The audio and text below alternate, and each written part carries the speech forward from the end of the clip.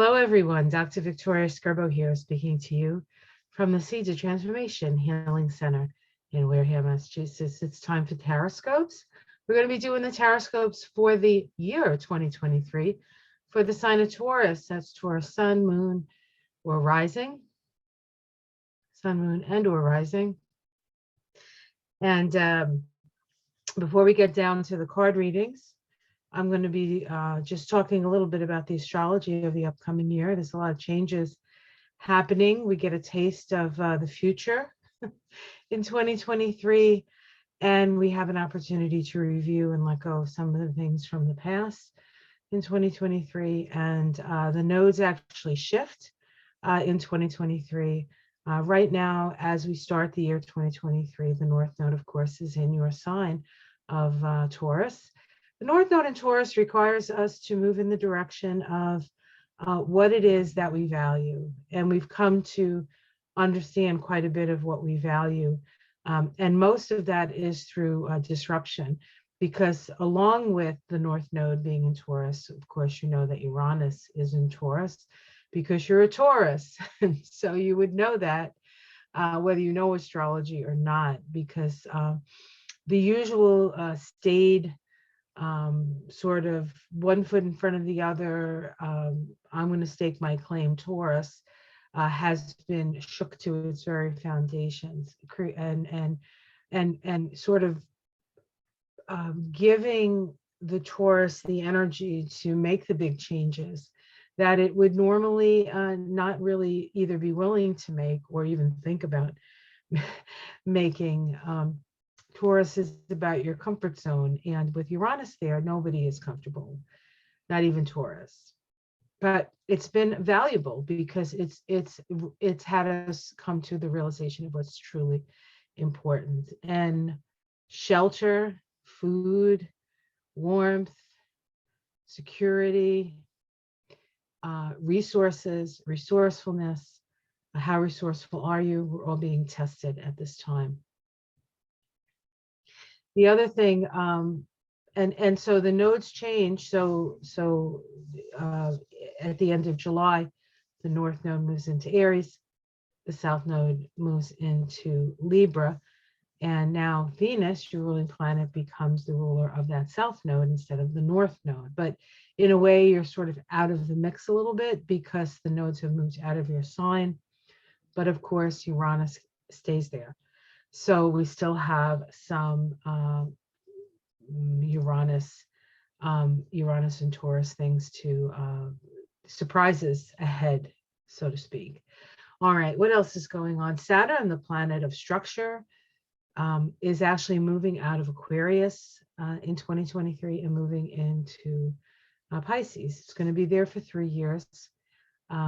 And it's going to be there for the 3 years for the remaining time that Neptune is in Pisces, and they will meet in Aries. The next time they meet, they will meet in Aries at the very, I believe, the first degree of Aries. So that's going to be interesting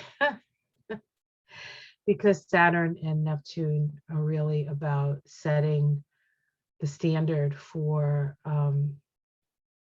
compassion. And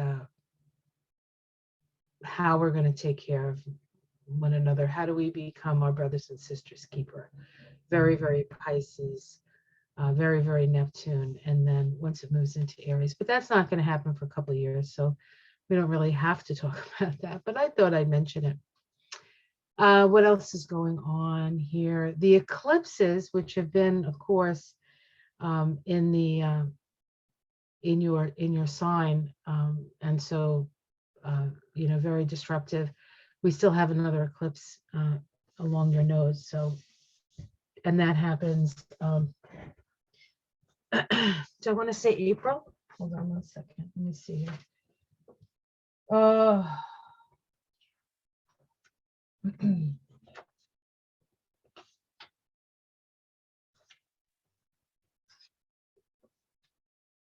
Yeah, we have a new moon in Aries, last degree of Aries, in April. That is a solar eclipse, and then the full moon on Cinco de Mayo in May is full moon in Scorpio with the sun in Aries. So you're not out of the woods with the eclipses. So the eclipses are still affecting you, Taurus. Oh, one more thing. Venus, the planet of love and your ruling planet, does go retrograde in July in Leo. In Leo, it starts at about 24 degrees of Leo, and I think moves back to about 13 degrees of Leo. And Leo is a planet that squares your sign. I mean, it's a sign that squares your sign. You're both fixed. So there can be some challenges at that time with your Venus moving backwards. But we'll talk about it when the time comes anyway. We'll have a better idea of what that's going to mean the further along that we go in the year. Okay, let's get started. I'm going to do a 3-card oracle pull using the Illuminated Earth Oracle deck, and to get a view for the year for you.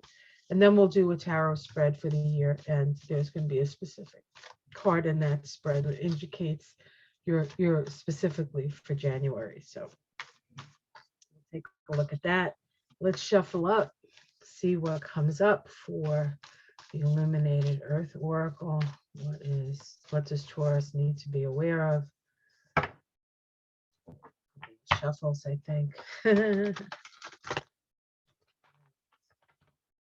I know some people hate when I shuffle too much because it's noisy. But you want to get a good shuffle, right?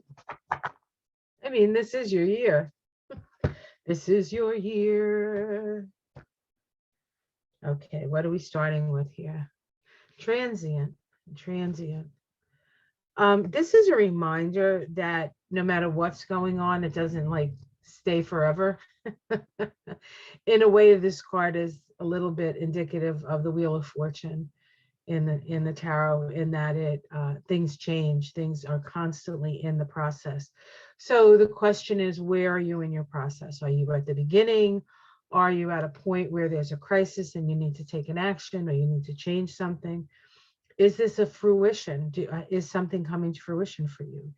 Is something being challenged, or is it time to let go? So it depends on each individual Taurus out there is going to have a different experience, but understanding that everything is cyclical, and there are times when you're up and there are times when you're down, but you're never down for long and you're never up for long, and you have to sort of learn how to work within the cycles that are presented to us. Let's see what else we have. Support.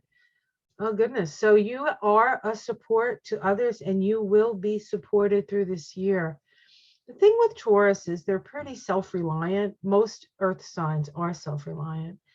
And so they don't sometimes even think to ask for help, but there's help out there for you. So you both have support and you can be support. And then lastly, we have water. Water is, of course, Saturn is going to be moving into Pisces, a very kind of Pisces card.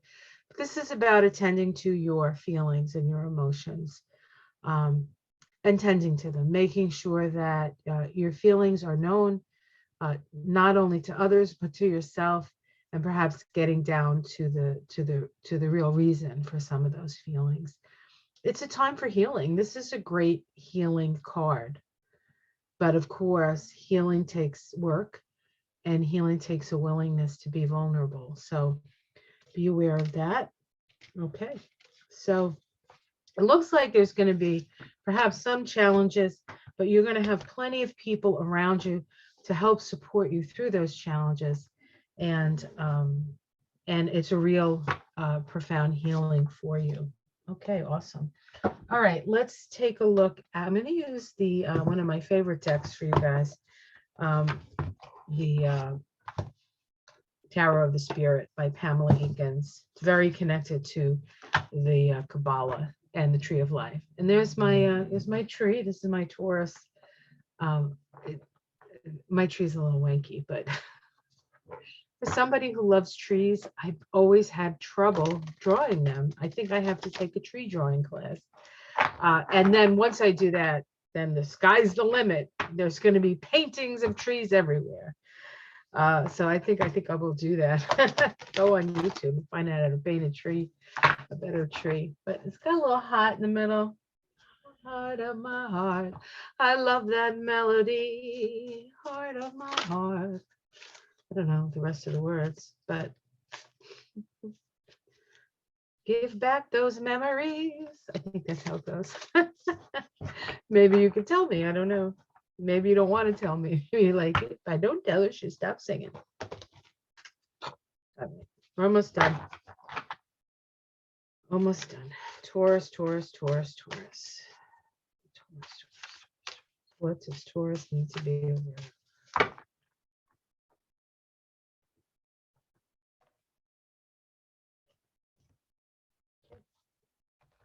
We start with the Chariot.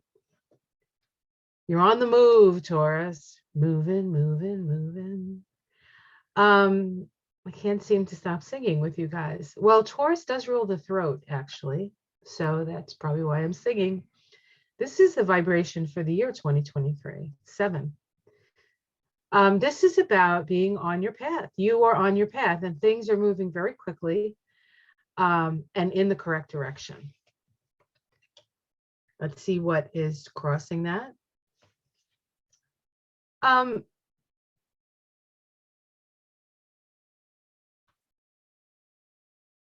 You're bucking the trends, which is kind of unusual for Taurus. Taurus is usually tried and true. You know, this is the way, you know, it's not traditional in the way that Capricorn is traditional, but it is generally pretty much aligned with how things need to be done. And this challenge here, it's a challenge of dominion. It's maybe the challenge is about because things are moving so fast that it's hard for you to discern if you're in charge or somebody else is in charge, or if it's something out of your control. What's in charge is your own soul. That's what's in charge. That's always what's in charge. And so we sort of go along for the ride. Our personalities go along for the ride. But it can be disconcerting. Underneath it all is the Three of Cups, the stream of love. The Three of Water, beautiful card, beautiful card. This is about support. You are supported. So it doesn't matter if you're in charge or you're not in charge, or the soul's in charge, or who's in charge, or what's going on. You are supported through love, not just the love of the people who love you, which there are many, but also the love of spirit. Let's see what's in the past. The Nine of Water. So this is a wish card. This is like, this is what I want it all to look like. This is what I want it to be. You've had your wishes. This as a wish card in the past. You've had some of your wishes fulfilled. Some of them maybe even a little surprising to you. Let's see what's in the sky. Oh, my favorite card of all the cards in this deck. The Birth of Light.